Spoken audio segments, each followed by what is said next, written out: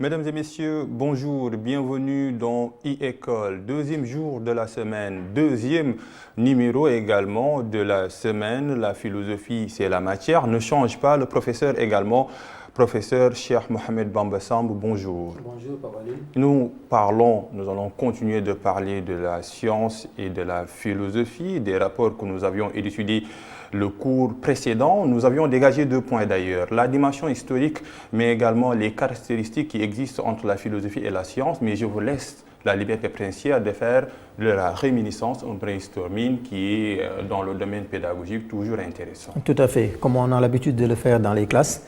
Nous voulons juste dire qu'hier, on a essayé de montrer que la philosophie et la science entretiennent des relations plus ou moins complexes, mais historiquement, elles ont cheminé ensemble pendant plus de 20 siècles. Et que donc la science et l'ensemble de ses branches étaient comprises à l'intérieur de la philosophie et que donc l'arbre philosophique contenait tous les démembrements de la connaissance scientifique. Et ainsi, c'est même ce qui justifie l'appellation de mère des sciences qu'on donnait à la philosophie. Pourquoi? Parce que les sciences faisaient partie de cette discipline qu'on appelait la pensée philosophique. Et on a essayé de justifier cela en citant quelques auteurs qui étaient philosophes et scientifiques en même temps. Et c'est ce qui justifie aussi que ces deux modes de connaissance partagent des caractéristiques communes. On en a cité quelques-unes, comme la rationalité, la critique et le caractère désintéressé de ces deux activités. Mais malgré ces caractéristiques communes, on a aussi essayé de montrer que la philosophie et la science ont des objets d'étude spécifiques, particuliers, et donc il y a des différences notoires qui existent entre ces disciplines parce qu'elles ne fonctionnent pas de la même manière.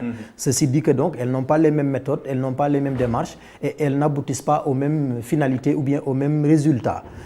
Cependant, après ce rappel, nous allons dire que, quelle que soit leur différence, il peut y avoir une interdépendance ou bien une certaine complémentarité entre ces deux disciplines, raison pour laquelle aujourd'hui, nous allons parler des rapports de complémentarité entre la philosophie et la science.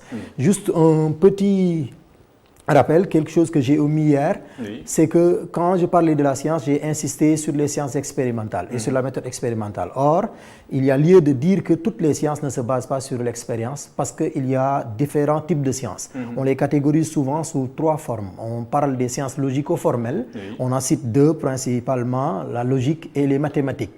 Il y a aussi les sciences humaines, par exemple la sociologie et l'histoire.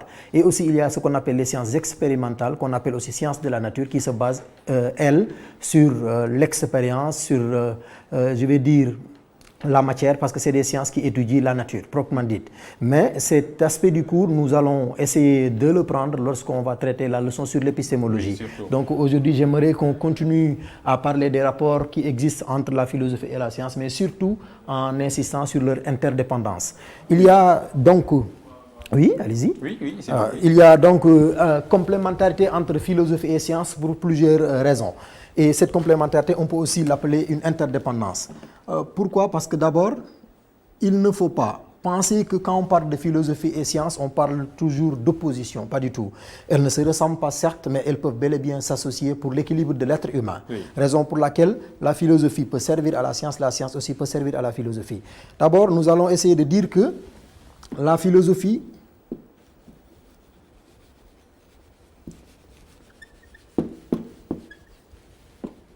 se nourrit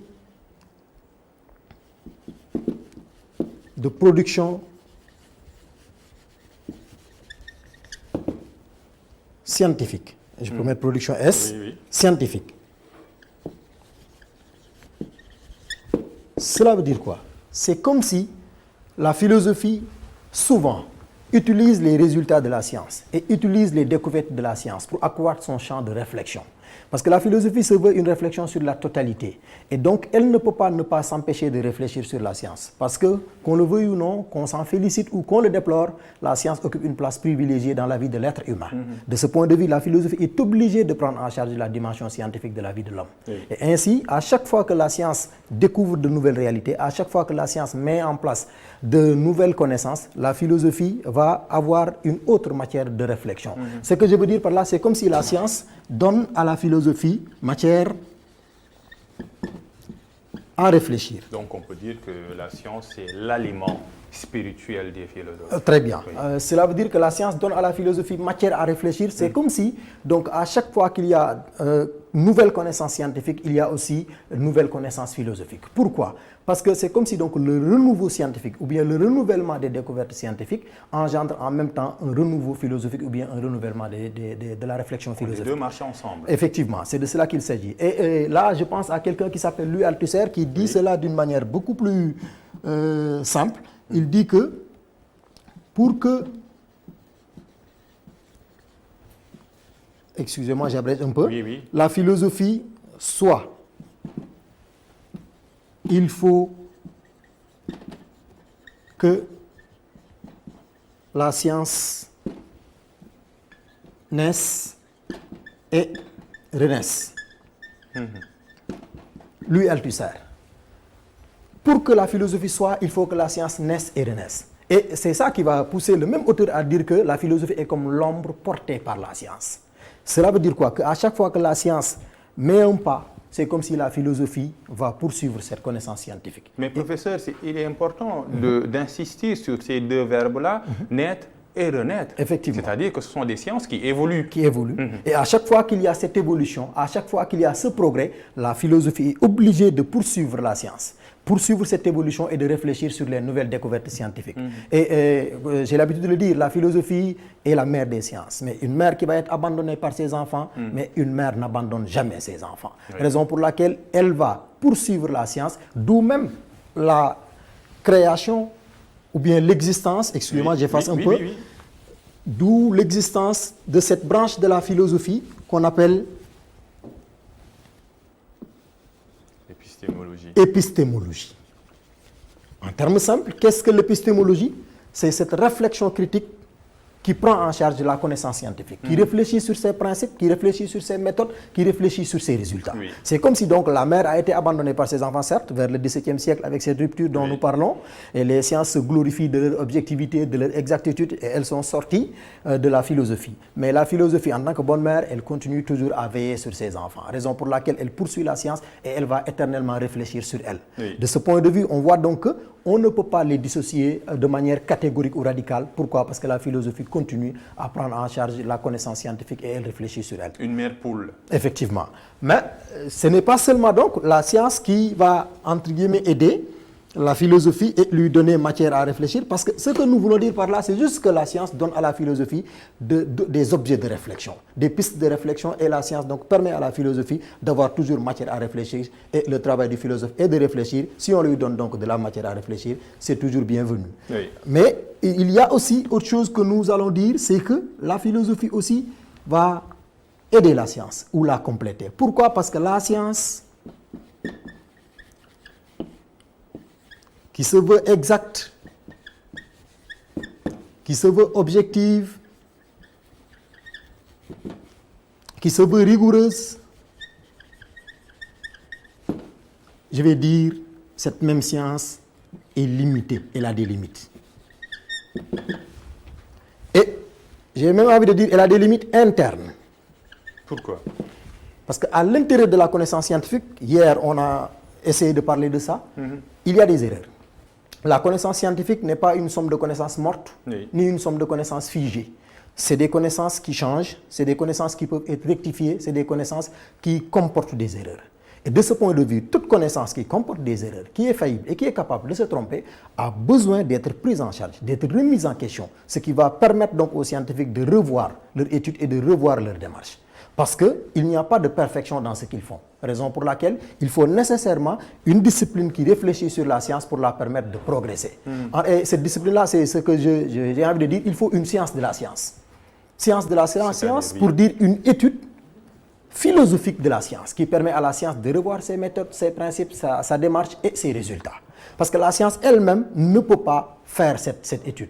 Parce que le mathématicien, il s'occupe de mathématiques. J'aime bien cette formule de Martin Heidegger qui dit que la physique en tant que physique ne peut rien dire au sujet de la physique. Il faut nécessairement donc une autre discipline théorique, philosophique qui va venir prendre en charge ces aspects de la science qui peut-être dépasse la compétence de la connaissance scientifique. C'est le regard extérieur, c'est ça. Tout à fait. La science a besoin d'un regard extérieur et ce regard extérieur est aussi critique. Effectivement. Et il est porté par les philosophes. Et donc, il faut donc un certain recul critique de la part du philosophe qui va voir peut-être ce que le scientifique ne voit pas et qui va sensibiliser pour permettre à la science de continuer à évoluer. Donc ici, la science a des limites internes parce que donc elle n'est pas une connaissance figée ni absolue, elle commet des erreurs, donc elle a besoin que la philosophie réfléchisse sur elle. Mais il y a aussi des limites externes. Qu'appelle-t-on limite externe? C'est toutes les connaissances qui sont hors de portée de la connaissance scientifique. Je veux dire par là, c'est toutes les questions qui dépassent la connaissance scientifique. Par question qui dépasse la connaissance scientifique, je pense à toutes les questions d'ordre moral, d'ordre spirituel, d'ordre métaphysique, d'ordre éthique. Cela veut dire quoi? Que donc, nous tous, nous savons que l'être humain a une dimension morale. Oui. L'être humain a une dimension religieuse ou spirituelle. L'être humain a une dimension métaphysique. Or, tout le monde sait que la science n'est pas une panacée. Oui. Panacée, c'est-à-dire un remède à tout. Tout à fait. Oui. La science n'est pas une panacée. Panacée veut dire remède universel, remède à tout. Ce que je veux dire par là, c'est que la science ne prend pas en charge toutes les questions de l'être humain. Comme elle ne prend pas en charge toutes les questions de l'être humain, comme elle est limitée, elle a besoin nécessairement de l'appui d'autres modes de connaissance, comme la philosophie, qui vont venir prendre en charge ces dimensions de l'être humain, qui sont fondamentales d'ailleurs, parce que l'être humain est un être métaphysique, il a besoin de réfléchir sur Dieu, sur l'âme, sur son destin, sur la vie après la mort, mais ces questions-là ne sont pas prises en charge par la connaissance scientifique. Et nécessairement donc, la philosophie va venir contribuer pour permettre à l'homme d'avoir cet équilibre psychique et de comprendre ces questions, ces réalités qui concernent la vie de l'homme et que la science ne peut pas prendre en charge. Et vous l'aviez dit le cours précédent, la science s'intéresse aux choses matérielles. Matérielles. C'est ça. Effectivement. Alors que l'homme, tout le monde sait, c'est deux postulations simultanées comme parlait Baudelaire, le corps et l'âme. L'âme s'intéresse à la métaphysique alors que le corps s'intéresse aux choses qui sont matérielles comme la science qui les prend d'ailleurs en charge. Tout à fait, tout à fait. Et on va dire simplement que l'homme est un animal complexe qui a plusieurs dimensions. Oui. Et que donc la science à elle seule n'arrive pas à prendre en charge toutes ces dimensions de l'être humain. Raison pour laquelle on a besoin nécessairement de l'appui de la philosophie qui va venir essayer de prendre en charge ces questions-là de manière critique et rationnelle. Attention, je précise pour les élèves, ce n'est pas simplement la philosophie qui va prendre en charge ces questions d'ordre éthique ou d'ordre métaphysique. La religion prend en charge ces questions elle aussi. Et donc, nous insistons pour dire, parce que nous nous intéressons sur les rapports de complémentarité entre la philosophie et la science, c'est pourquoi nous disons que la philosophie va prendre en charge ces questions qui dépassent la compétence de la science, mais nous précisons que ce n'est pas simplement la philosophie qui prend en charge ces questions. Oui. Ainsi, comme la science ne répond pas à toutes les questions de l'homme, il faut inviter une autre discipline qui s'avère être la philosophie, qui va venir essayer de prendre en charge ces questions-là. Oui. Mais il y a autre chose qui crée cette même complémentarité. Oui. C'est qu'aujourd'hui, nous sommes, comme on le dit, à l'ère de la technoscience. Oui, les NTIC, comme on dit. Oui. Nouvelles technologies de l'information et de la communication. Tout à fait, tout à fait. Mais la technoscience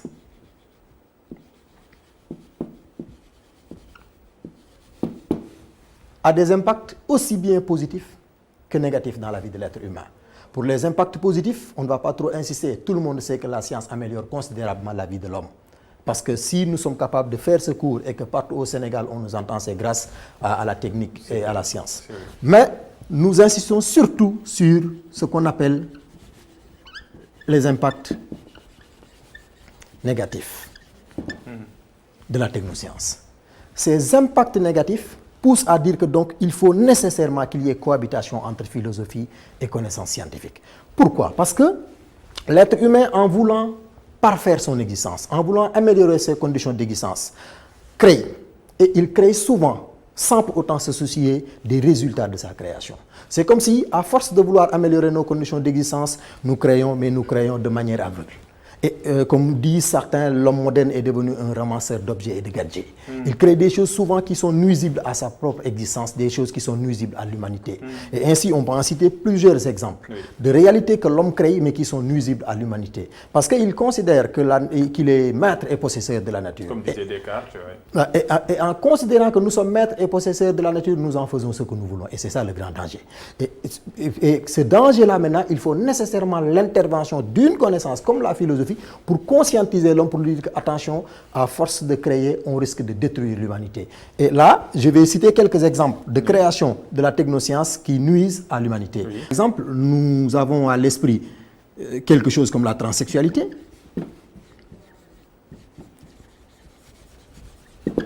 qui n'a rien à voir avec la morale. Oui. Les OGM, organismes génétiquement modifiés, qui sont souvent des créations désastreuses. Il y a un film d'ailleurs, Frankenstein, qui revient un peu sur les organismes généralement modifiés. Un excellent film qui renseigne un peu sur les dangers de la science si la science n'a pas de limites. Tout à fait, tout à fait, tout à fait. Et ici, on va par exemple parler de ce qu'on appelle le réchauffement climatique. Oui, que nous vivons actuellement. Oui.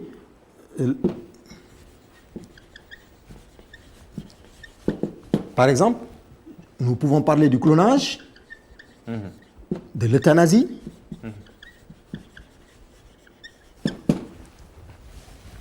les armes à destruction massive. On peut citer encore et encore des exemples qui montrent que la production technoscientifique a souvent des dangers pour l'humanité. Mais face à ces créations qui sont nuisibles à l'existence de l'être humain, il faut nécessairement que la science, que la philosophie s'érige en tant que conscience pour la connaissance scientifique. Parce que si la philosophie ne joue pas ce rôle de conscience, si la philosophie ne joue pas ce rôle de guide, si la philosophie ne joue pas ce rôle de contrôle pour la science, alors nous allons directement vers le chaos. Et par là, on va dire que l'humanité aujourd'hui est installée dans un chaos. Par chaos, j'entends, nous sommes dans le désarroi. Nous sommes face à des désastres. L'humanité est menacée. Et ça me rappelle cette idée de Hassan Silla qui dit que l'humanité risque de disparaître. Oui, le professeur Hassan Silla, hommage à lui, fait partie des précurseurs de la philosophie ici au Sénégal. Il dit dans un brillant texte que l'humanité risque de disparaître parce qu'elle a une grande science et une petite conscience. Par grande science, c'est le même Hassan Silla qui dit que tout le drame que nous vivons aujourd'hui résulte du fait qu'une science et une technologie surdéveloppée. Et entre les mains d'une conscience morale et spirituelle sous-développée. Je répète ce qu'il dit, une science et une technologie surdéveloppée. C'est-à-dire qu'on a une très grande science. On a une science qui offre des multitudes de possibilités. On a une technique qui offre des possibilités incommensurables. Mais cette science et cette technique très développée, malheureusement, se trouvent entre les mains d'un être humain qui a une conscience spirituelle et morale sous-développée. Or, ce gap, ce fossé, cet écart qui existe entre la conscience de l'être humain et la science dont il dispose va créer nécessairement des dangers. C'est pourquoi l'équilibre. Il faut cet équilibre et nécessairement. Qu'est-ce qui va permettre cet équilibre maintenant? C'est qu'il faut nécessairement que l'homme essaie d'avoir une conscience morale, une conscience religieuse et spirituelle qui va accompagner les productions scientifiques parce que sinon nous allons directement vers le désastre, nous allons directement vers ce qu'on appelle l'apocalypse. Et je cite quelqu'un d'autre qui s'appelle Jean Piaget. Il dit que tout ce qui est techniquement réalisable n'est pas moralement souhaitable. Toujours pour montrer que la philosophie doit intervenir. Tout ce qui est techniquement réalisable n'est pas moralement souhaitable. La transsexualité, par exemple, c'est techniquement réalisable. Cela veut dire que l'être humain peut bel et bien vouloir changer de sexe. La technique le permet. Oui. Techniquement, c'est réalisable. Mais n'est pas moralement souhaitable. Cela veut dire que la morale, la dignité humaine, les valeurs humaines, les valeurs religieuses et spirituelles ne permettent pas cela. Ce qu'on appelle le trafic d'organes est techniquement réalisable. La technique le permet. La technoscience offre des possibilités qui permettent de vendre des organes. Mais moralement, spirituellement parlant, religieusement, ces pratiques sont des pratiques qui sont nuisibles à l'humanité. Et par rapport à l'ensemble de ces désastres maintenant, on pense que la philosophie ne peut pas ne pas intervenir pour essayer de canaliser la connaissance scientifique. Quand je dis canaliser la connaissance scientifique, je parle de canaliser la production de la connaissance scientifique. Cela veut dire de canaliser la technique, de canaliser toutes les productions qui n'ont aucun souci éthique aujourd'hui. Et pourquoi? Parce que, en réalité, ce qui se passe, c'est que l'homme moderne veut créer. Et il tente même de rivaliser avec Dieu dans l'acte de création. Il y a un brillant moraliste français du nom de Teilhard de Chardin qui dit que l'homme moderne ne veut plus connaître, mais faire. Il ne dit pas l'homme moderne, il dit le monde moderne, excusez-moi.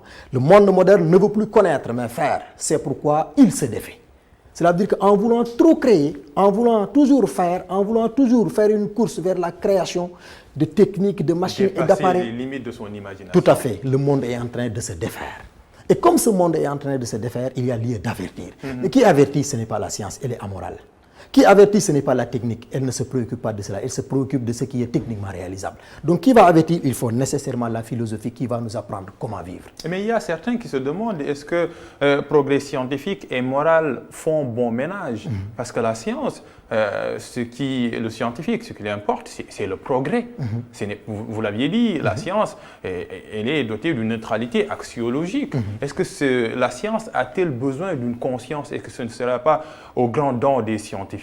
Et nécessairement, la science a besoin de conscience. Parce que, et là, nous allons directement vers cette chanson de tous les apprenants qui disent que science sans conscience n'est que ruine de l'âme de François Rabelais. Mais Yankelevitch lui dit, Rabelais, ne t'inquiète pas, la philosophie est la conscience de la science. C'est comme si cette peur de Rabelais qui le pousse à dire que science sans conscience n'est que ruine de l'âme va être résolue par quelqu'un qui s'appelle Vladimir Yankelevitch, en disant la philosophie est la conscience de la science. Cela veut dire que donc la science a nécessairement besoin de cette conscience, car sans conscience, cette science devient une hache dans la main d'un criminel, comme le dit Einstein. Dans une brillante formule, Albert Einstein dit que tous nos progrès technologiques dont nous nous glorifions aujourd'hui, c'est comme une hache dans la main d'un criminel.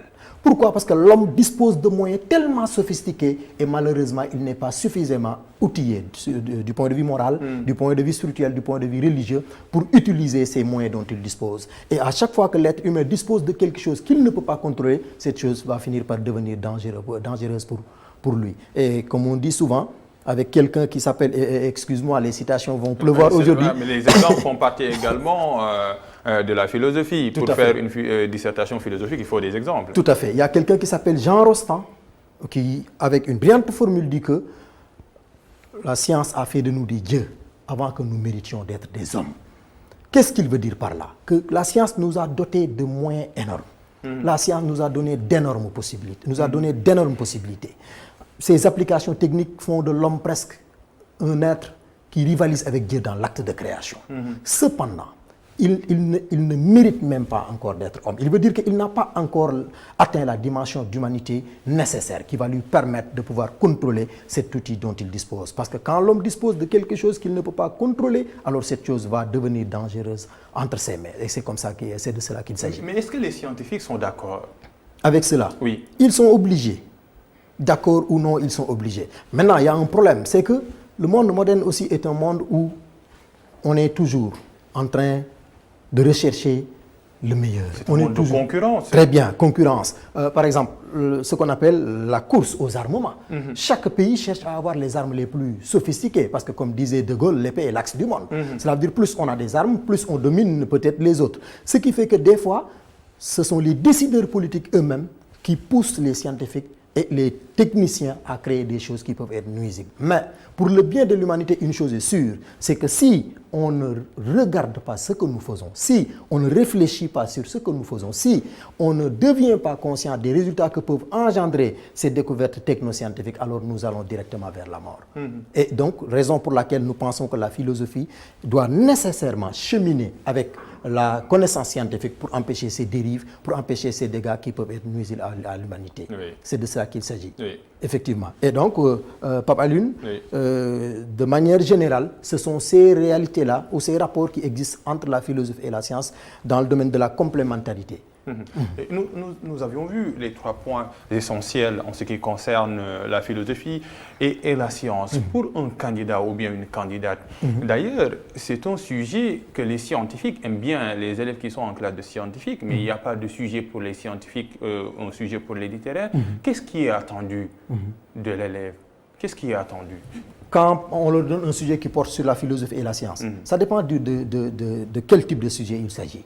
Mais en tout cas, s'il y a un sujet qui compare la philosophie et la science, ce qu'il faut éviter, c'est de réfléchir comme un homme du sens commun et de penser que, par exemple, la philosophie ne sert à rien, la philosophie n'a pas son mot à dire dans un monde dominé par la technoscience. Parce qu'on sait très bien que la science va nous donner les moyens de vivre avec ses applications techniques, mais la philosophie nous apprend toujours comment vivre.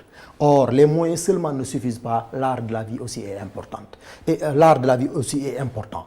Et que la science, elle ne donne que les moyens de vivre à travers ses applications techniques. Mais l'art de la vie, ça s'apprend à travers la religion, à travers une connaissance comme la philosophie. Et que donc l'élève doit pouvoir faire une comparaison et montrer que la philosophie a une dimension spéculative, certes, La philosophie, elle est théorique, certes, elle ne crée pas, certes. La science a des applications pratiques, elle peut améliorer la vie de l'être humain, mais même si elles sont différentes, on peut bel et bien les associer pour le bien-être de l'être humain. C'est de cela qu'il s'agit. Donc, il faut des analyses. Par exemple, ce cours-là qui est divisé en 3 parties, en triptyque, un sujet peut être divisé en 3 parties. Tout à fait. Parler d'abord des caractéristiques, de la dimension historique, mais également des similitudes qui existent entre les deux matières. Effectivement, effectivement. Et comme on a l'habitude de le faire, une thèse, une antithèse et une synthèse. Et la prochaine fois, si le temps nous le permet, on va emmener un sujet et traiter de ce sujet pour pouvoir montrer aux élèves comment procéder face à un type de sujet qui compare la philosophie et la science ou bien qui parle des rapports qui existent entre la connaissance philosophique et la connaissance scientifique. Professeur, merci beaucoup. Merci Papa Lune. C'est la fin de ce cours. Le temps passe vite.